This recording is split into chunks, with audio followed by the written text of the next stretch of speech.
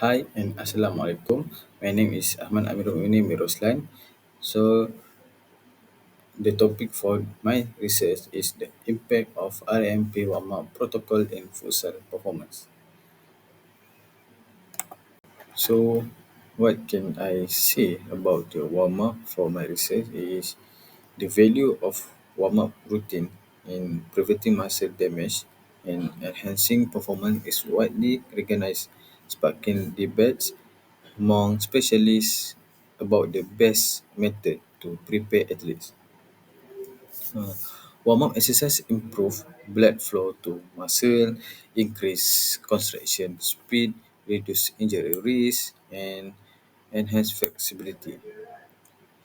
Effective in various sports, warm-ups are crucial for futsal, a sport requiring substantial stamina and skill. So futsal performance require speed, agility, and cardiovascular endurance. And traditional Traditionally, warm-up include low-intensity aerobic activity, flexibility exercise, and specific movement. However, many athletes use only a few recommended activity, often based on personal preference and trial and error. Individual difference and variation in warm-up intensity and duration impact performance. The RMP is R for race, A activate, mobilize, and potential. Warm-up developed by Dr. Ian Jeffrey is a progressive method focusing on muscle, temperature, and elasticity. So RMP warm-up protocol is a systematic warm-up focusing on race, activity, mobilize, and potential. Important of warm-up, enhance readiness, blood flow, and injury prevention. So the study aim assess RMP warm-up impact on speed, agility, and endurance in futsal. So we move the objective of study. So I have two objectives for my my research. The first one, to measure the effect of RMP warm-up on speed, agility, and endurance in male futsal player. The second, to compare the effectiveness of RMP warm-up with standard warm-up on speed, agility, and endurance in male futsal player. Okay, so the problem statement that I have find for my research, the first one is a warm-up consists of a brief period of low intensity aerobic activity, followed by flexibility and sport specific exercise. The second, many futsal players, however, incorporate only one of two of these recommended activity in their warm-up routine, believing they are performing an appropriate and adequate warm-up. So, for the aim for this research is to evaluate the effect of RMP warm-up on speed, agility, and endurance in male futsal player. Okay, we move the methodology. In this slide, I will explain about the participant and the outcome measure. So, the research use a randomized pre and post design, and the participant 60 male futsal player for the time Raman, physically healthy, no contraindication to vacuum, and the study employs a purposive sampling technique. So, what I measure for this study is I will use four measurement for this study. The first is anthropometric, which the check-up, and the variable, the three variable, speed, agility, and endurance. I will use testing about speed 20 meters speed test, agility test, endurance is blip test. So the intervention for uh, this study, this study divided to groups. The first, the The control group is RMP warm-up and the training group is TRW warm-up. So the RMP warm-up, I will use the training, the exercise, high knee, calf walk and lunges, dynamic bounce, lateral push, and the last is dribble. So you can see the picture and I use training for the RMP warm up. And the second group, the TRWP warm up, the heel kick, knee hug, and double leg forward jump.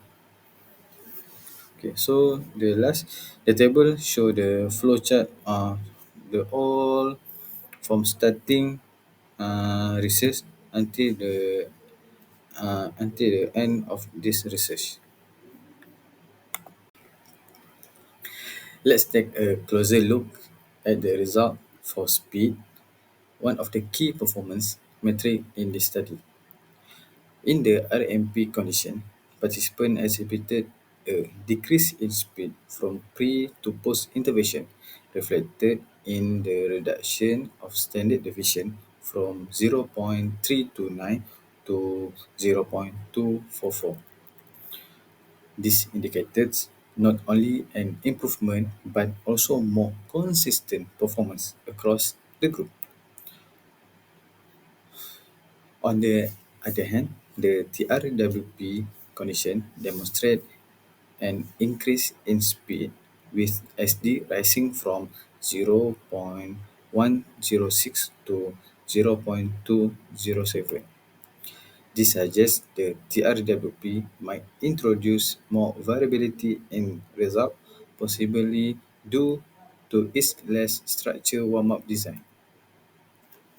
This finding highlights significant changes in the speed across both protocols, emphasizing the need to match warm-up strategy to specific performance goals. Moving on to agility, which plays a crucial role in futsal performance. In the RMP condition, agility score improved from pre to post intervention with the standard deviation increasing from 0.595 to 0.830. This reflects not only improvement but also a broader range of individual performance gains, likely due to the dynamic and activating nature of the RMP protocol. Conversely, the TRWP condition resulted in a decline in agility score, with SD dropping from 0.779 to 0.669. This reduction could indicate that the TRWP approach lacked the necessary focus on agility-specific movement. Overall, the significant difference between the two protocols underline the effectiveness of RMP in addressing agility demands in futsal. Finally, let's review the endurance result. Both RMP and TRWP condition show an increase in endurance from pre to post intervention. For RMP, ST dropped from 845 to 0.680, indicating improvement performance consistency. TRWP endurance results show a slight SD increase from 0.641 to 0.709. Interestingly, no significant endurance change were noted in either condition, pointing to potential study limitation. Okay, so last is a conclusion and a recommendation.